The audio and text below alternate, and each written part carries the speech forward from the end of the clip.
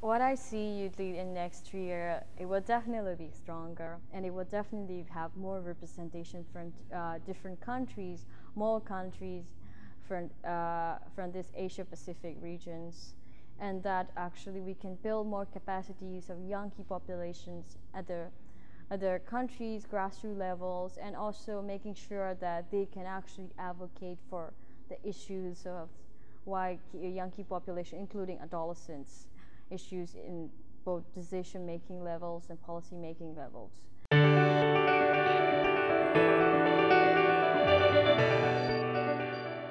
My role in the strategic development process is to support Youth Lead in terms of both reflecting on Youth Lead's activities in the last 3 years and thinking about the activities that Youth Lead has carried out and how they've aligned with Youth Lead's strategic plan, first strategic plan, which was from 2012 to 15, and then to use that reflection to help feed into the new strategic planning process for the 2016 to 18 strategic plan, and to work with Youth Lead to run a participatory process that gathers many different views about what Youth Lead should be doing, where they should be focusing, and to pull that into a strategic plan that highlights basically 5 to 6 key priority areas. One of the important things about today's strategic development processes was that it was a bottom-up approach. It was an opportunity for everyone engaged at the community level, country level, to be able to determine what's going to be the activities, what's going to be the focus, what's going to be the direction for Youth Lead in the next 3 years.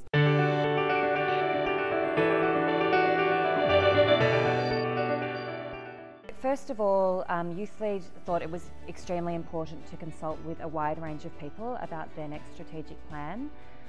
So there's been a couple of ways that they've consulted with people. The first has been to send out a survey to ask people to reflect on Youth Lead's strengths and weaknesses, and also the external opportunities and threats that Youth Lead might face in the next 3 years. So they've managed to get some feedback from various stakeholders, including Youth Lead board members, funding partners, UN partners, technical support partners, and also their, most importantly, probably their focal points in various countries.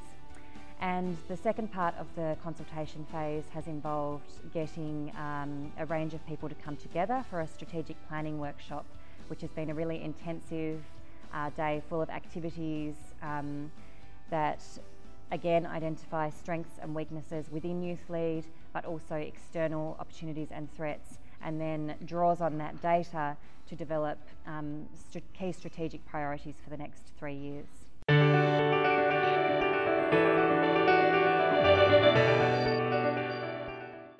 I think this strategic plan is very specific on two main fields. One is advocacy, and another one is organizational management and governance. So I guess these two have a lot of cross-cutting fields. So like the advocacy, even if we can enhance ourselves the meaningful engagement as well as capacity of advocacy in different levels, no matter if it's community, national, regional, or even global, it will definitely help us to develop our own organization and network. And the good governance is also helpful for us to perform professionally.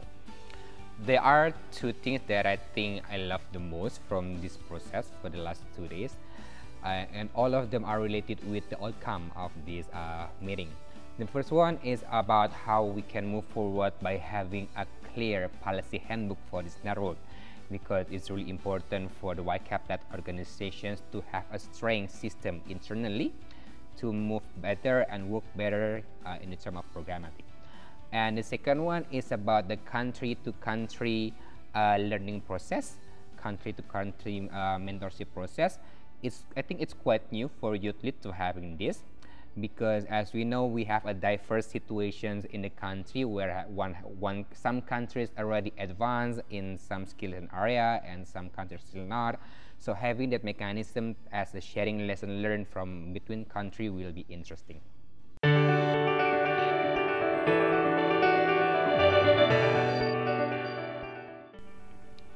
The idea I like the most in this afternoon is capitalizing the recognition of young people population in the region in framework. In my opinion, I think all the idea today is really amazing. What's striking me the most is like how our focal points are taking ownership in the whole process of development of the strategic plans.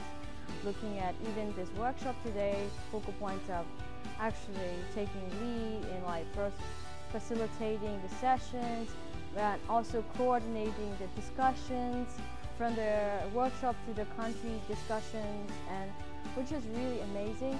And also what's also interesting for me is also the strategic plans, also looking at how our strategies are in line with sustainable development goals, and also looking at also policy and legal barriers of young people populations, including adolescents. I've been extremely lucky to have been able to work with Youth Lead for a long time now, ever since they were very first developed 6 or 7 years ago. I've seen Youth Lead evolve from a small organisation of some really keen young people who wanted to build this network, and I've seen the network expand across many, many countries now. I think there's 21 countries in the network. I've seen young people move through Youth Lead to develop their skills in leadership, to become real advocates within their own countries, and then to pass the baton on to the next generation of young key populations or people representing young key affected populations. So it's been extremely exciting to see Youth Lead evolve as an organisation and become the strong network that it is today.